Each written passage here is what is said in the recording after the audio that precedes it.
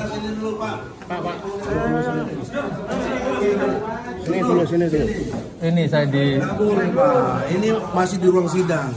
Polisi justru belum nggak boleh kondisikan. masuk. Bentar sini. Kita kondisikan juga teman-teman. Ya. Boleh, ini peristiwa hukum. Saya bicara. Saya dulu ya. Almarhum di sana diringankan hisapnya sama Allah. Amin. Karena dia meninggal dalam rangka akan memberikan kesaksian di pengadilan yang itu akan memberatkan saya. Gus Nur kalau minta maaf sekarang besok bebas. Dan saya nggak mau minta maaf. Ya. Kecuali terbukti bersalah. Minta maaf itu gampang. Jangankan minta maaf, cium kakimu saya mau. Yang penting buktikan kalau saya salah. Kan belum terbukti bersalah. Tapi sudah di penjara. Sudah di penjara dan gak boleh telepon anak istri dan diisolasi dan macam-macamnya lah. Jadi Mas Ahmad dan semuanya intinya saya dalam rangka mencari kebenaran. Saya bukan kriminal, bukan narkoba, bukan penjahat, bukan teroris. Saya hanya YouTuber yang ngundang narasumber. Dan saya nggak nyangka akan terjadi seperti ini.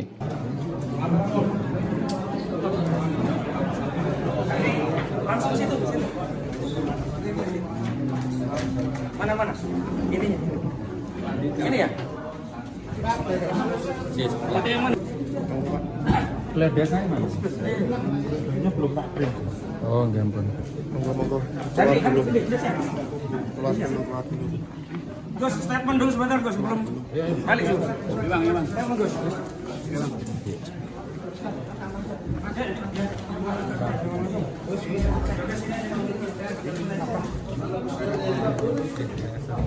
Kita sini dulu, Pak. Sini dulu. Ini saya di. Nggak boleh, Pak. Ini masih di ruang sidang. Polisi justru belum nggak boleh kondisikan. masuk. Bentar sini. Kita kondisikan juga teman-teman. Ya. Boleh, ini peristiwa hukum. Saya bicara. Saya dulu ya. Ini udah belum? Bismillahirrahmanirrahim. Assalamualaikum warahmatullahi wabarakatuh.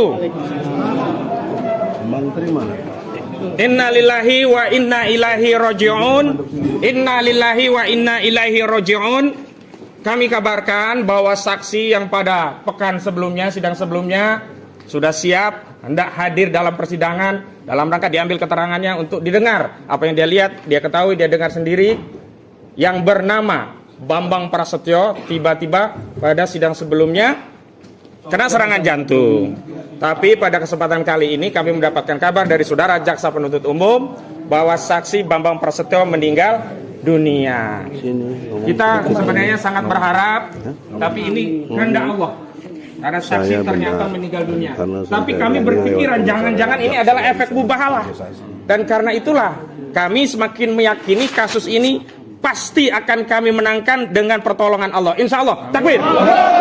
Yang kedua, ada yang menarik dalam proses persidangan. Ada penyelundupan redaksi yang diulang-ulang dalam proses penyidikan yang ternyata diakui tidak berasal dari saksi-saksi. Jadi yang buat polisi. Nah, itu adalah bikinan dari penyidik, kelakuan dari penyidik. Apa redaksinya? Saya sebagai umat Islam merasa keberatan kitab suci Al-Quran dan marah, bahkan ada yang dan marah kitab suci Al-Quran, ya, marah dan tersinggung kitab suci Al-Quran dijadikan sarana untuk menyebarkan kebohongan. Dan itu selalu berulang-ulang, padahal setiap saksi ketika kami verifikasi melalui proses tanya jawab, ya, ternyata tidak menyatakan itu. Ini menunjukkan apa? Ada desain dalam proses BAP, ada desain yang mengarahkan seolah-olah ya ada unsur penistaan agama dalam proses penyidikan. Yang kedua, yang ketiga begitu. Desain itu juga ada dengan munculnya nama kakak ibu negara, Nyonya Iriana yang bernama Anto. Ternyata Kakak Anto kandung.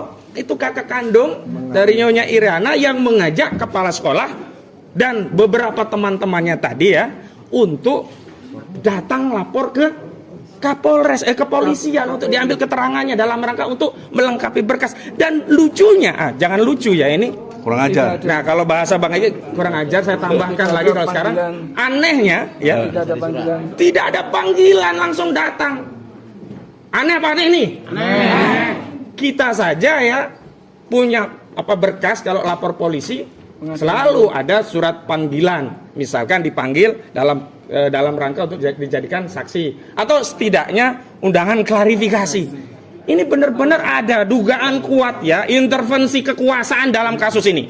Kalau tidak ada intervensi kekuasaan, makanya proses dan prosedur hukum dalam KUHP pasti akan ditaati. Itu yang perlu saya sampaikan, dan saya harapkan Gus Nur tetap semangat, karena ini perjuangan bukan hanya perjuangan Gus Nur, tapi ini perjuangan kita untuk memastikan legasi sejarah bangsa dan negara Indonesia. Kita tidak ingin memiliki presiden dengan ijazah palsu. Takbir. Assalamualaikum warahmatullahi wabarakatuh.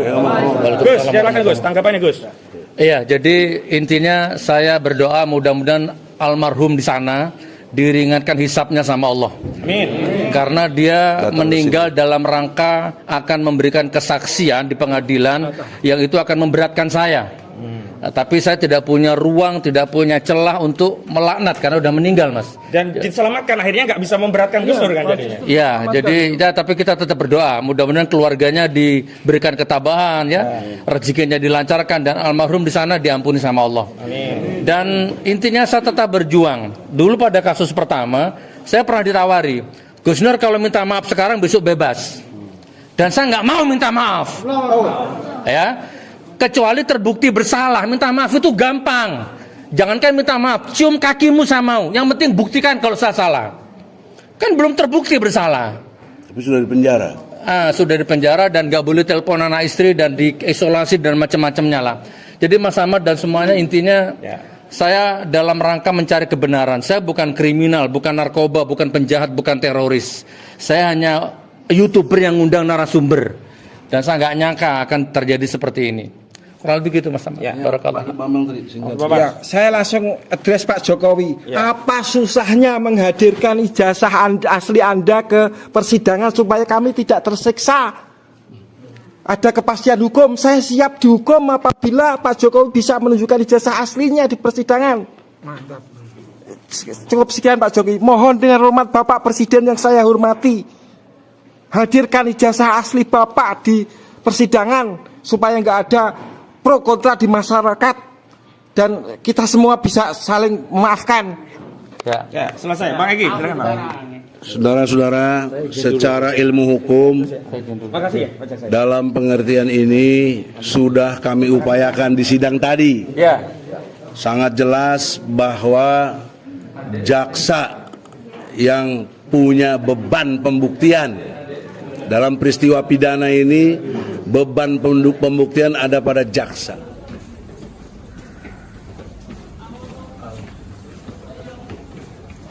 Kamu tunggu kalau ada kesalahan.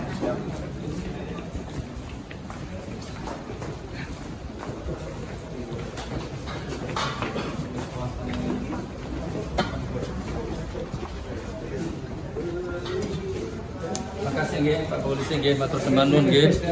Assalamualaikum. Waalaikumsalam warahmatullahi wabarakatuh.